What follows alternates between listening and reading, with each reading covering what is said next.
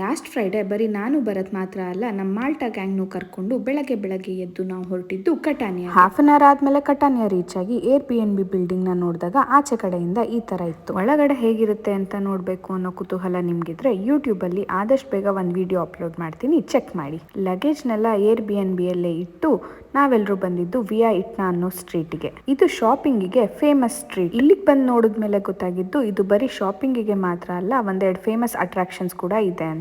ಇಲ್ಲಿ ಒಂದ್ ಸ್ವಲ್ಪ ಶಾಪಿಂಗ್ ಮಾಡಿ ನೆಕ್ಸ್ಟ್ ಡೇ ನಾವು ಹೋಗಿದ್ದು ಸಿಸಿಲಿ ವಿಲೇಜ್ ಔಟ್ಲೆಟ್ಸ್ಗೆ. ಇಲ್ಲೂ ಕೂಡ ಒಂದ್ ಫುಲ್ ಡೇ ಸ್ಪೆಂಡ್ ಮಾಡಿ ನಾವೆಲ್ಲರೂ ಭರ್ಜರಿಯಾಗಿ ಶಾಪಿಂಗ್ ಮಾಡಿದ್ವಿ.